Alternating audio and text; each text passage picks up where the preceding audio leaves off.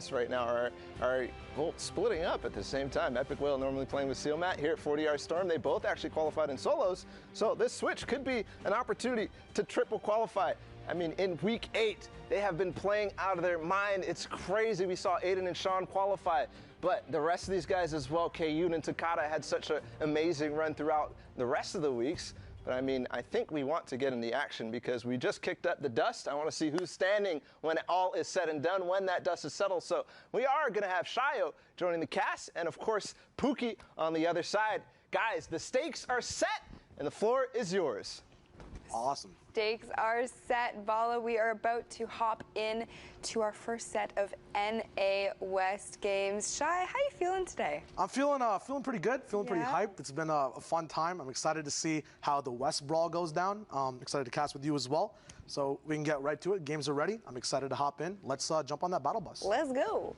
Awesome. Now, hilariously enough, little caster room that, you know, Zeke likes to just, you know, hog for himself, take up all the space on the couch. But we were talking and we realized that we actually live within 10 minutes of each other. Yeah, it's pretty wild. It's a small world and a fun world as well. So, you know, content coming out on the Content is going to be created. We can tell you that much. But here we are taking a look at some content here coming out of Jacob and his partner, Dizzle. They are on the edge of shifty shafts here, holding very good high ground, using that advantage to rain down shots on their opponents. Absolutely. Look at their classic loadout as well. Looks like it's a nice heavy sniper Scar combat in there. Not many new items up in the mix. We've got the classic minis. Looks like they might have not found any chug splashes for them, as I think that's really strong. One thing to point out as well is 6 elims on Dizzle and then 4 on Jacob. That's 10 total at the moment, and we're just getting into that 5th zone closing. About 2 hours left on NA West. So it's going to be very exciting to see who qualifies with that one spot for this region.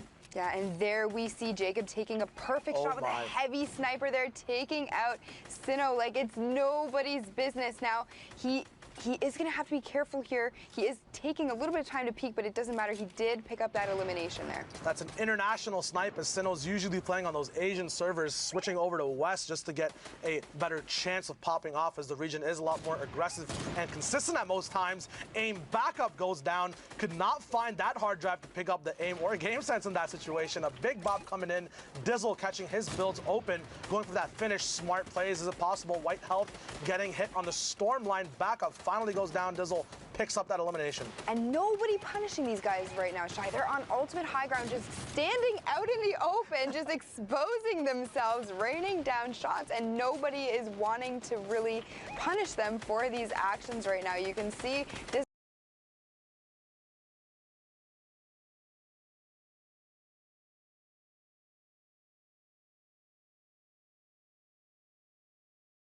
comes out with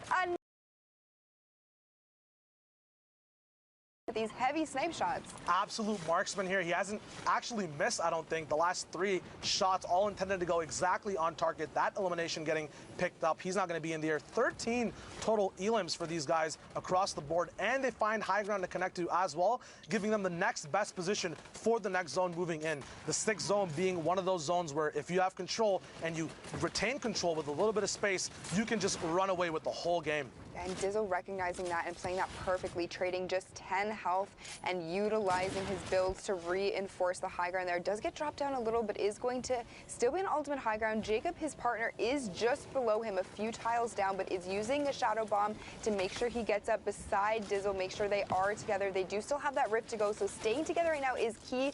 Just like that, using the rift to go to get out of a sticky situation. You love to see it. Absolutely. One thing we do notice about West, which is kind of different from East, EU, OCE, and BR even, is that this current moment is a lot of people will stick to the storm and actually take damage to push for that elimination. As we all know, it's one spot. You can play your best, but sometimes you have to play above your best potential as well, which is what Dizzle's trying to do, hovering out, seeing if he can kind of expose any possible angles near the backside of the storm, getting into someone's box. Dizzle really low, finally going down, taking out one of the meta boys. He's going to see if his duel can clutch it out now. Jacob, where are you at?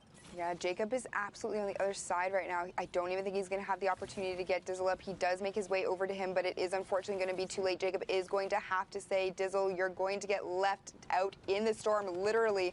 Here we have Rizzo here, and Brogster just taking out Bluey with the combat shotgun. We see this time and time again. These guns are so strong. The way that they are utilized by these players in both close combat as well as range when they are picking out kills from the sky. We have Brogster here looking for more targets, using the edits, staying close to his partner, who's also raining down shots. Shy, there's so much going on, the chaos. It's insane. Brogster has that classic loadout as well, a gray AR and a combat with shields. Pookie, what do you think the type of pressure these guys feel when this is all they have? No backup, no riffs. It's so difficult. You know, you have to be very aware of your surroundings. You need to know where every player around you is, because like we just see right here, if you have to waterfall down and get out, you need to know that there's nobody below you that's going to try and shoot you out or you know, possibly inflict any amounts of damage on you. But Fisco up at the top here, backup, his partner has actually been eliminated, so it is up to him. They have 3 eliminations, 20 points between the two of them. Fisco looking to make a couple of plays here, and he does. Ooh. On Rakori. Rakori goes down, is going to get taken out by the storm. Unfortunately, gets eliminated there. Fisco saying, you know what, I'm going to net myself one more, Pookie. You don't know what you're talking about. I had 2, now I have 3.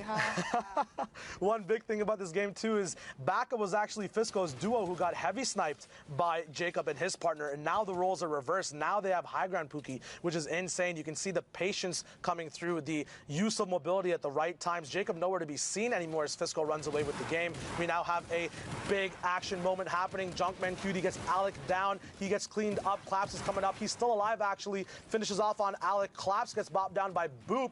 Big Boop's coming out. Fisco still on high ground. It's a 1v1 now. Boop 8D versus Fisco. Fisco with the health advantage. Boop going to be looking to tarp low ground and protect himself as much as possible. Fisco does have that med kit as well to use. He does have advantage. Going to start popping it now to stay a little bit stealthy in zone. Boop now moving up, seeing if he can capitalize or kind of get over that.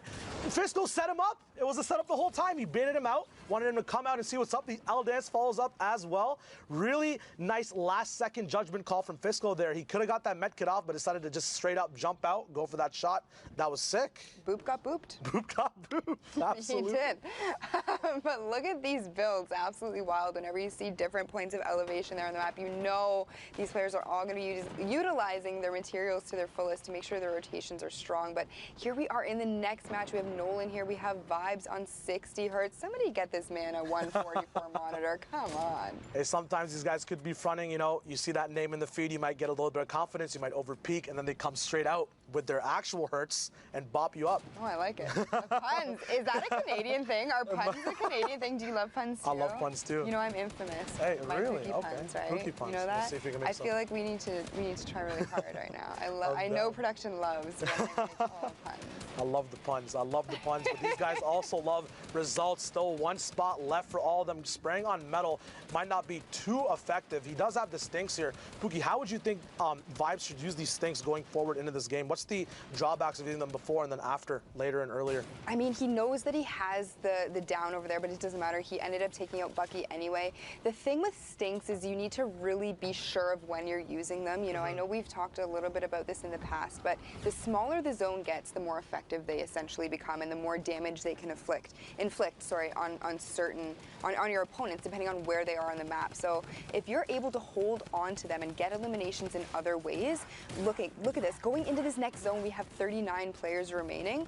That's a lot of damage you can inflict with those stink bombs. So if you're able to really just utilize them closer to like the 7th, 8th, even 9th zone, you know, they're just going to be more and more powerful. Exactly. You talk about other ways as well. Johnny making sure that he has his own box and lair set up, and then him and his duo kind of unorthodox. I haven't really seen it too much before. Fire 2 layers up and pick up both parts of the duo that they ended up eliminating. A lot of stuff available for them as well to switch over to combat. Upgrades, drum guns for the end of the game, because as you said, the zone closes up. These close range guns, that's what pops off over and over again. They have the option of smokes as well. There's a rift being able to be taken by Johnny as well. We'll see if he can capitalize on that in this box. Or just making sure everything is taken up, everything's being tallied, turrets being dropped and traded.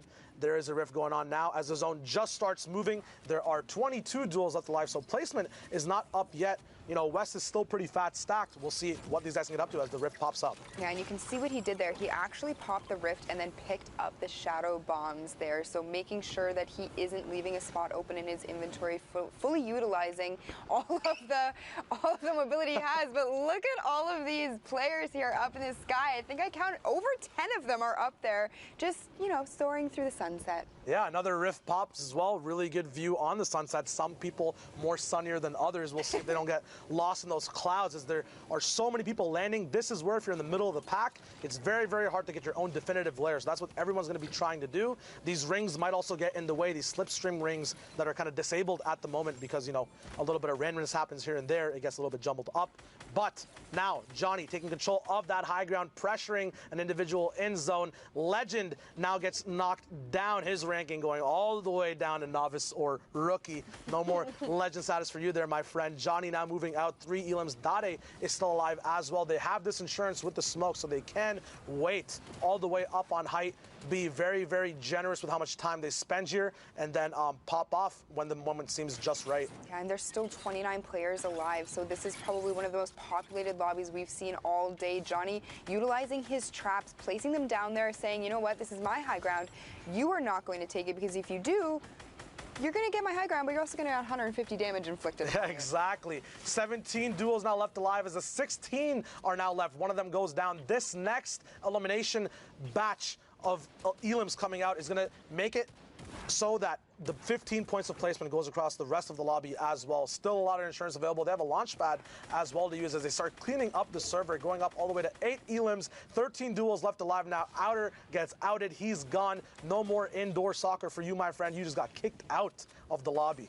I think I met my match for Pun Master, quite honestly. I'm quite enjoying this. Whoever put us together on the cast, kudos to you guys. This is great. Here we have Johnny again, just utilizing his assault rifle there to just try and put as much pressure. He has the ammo for it, so why not? Why not try to get knocked just like that? Takes out bot. Turt, he goes down completely. We see him not being able to make it out of the zone, unfortunately. We have Typical Gamer on mid-ground.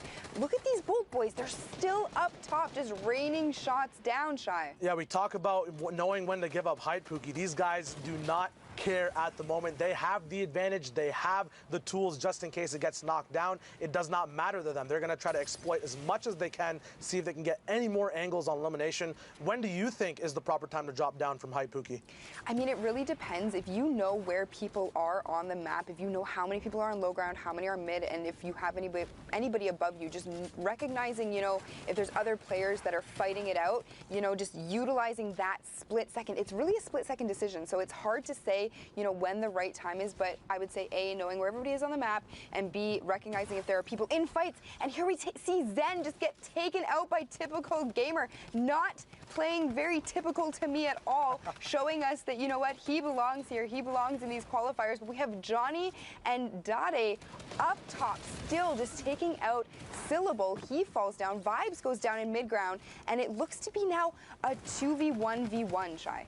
Absolutely. We look at these guys finally getting to drop down near the end of the 9th circle. Johnny looking for any shots while Dade plays up for insurance. Typical Gamer in a very sandwichy spot, but there is no yummy, scrumptious, delicious dessert for him today as he gets knocked. Sizer also going down at the very end. Johnny dropping down, doing all the work, while his duo Dade gets up there and gives him the info to play it out.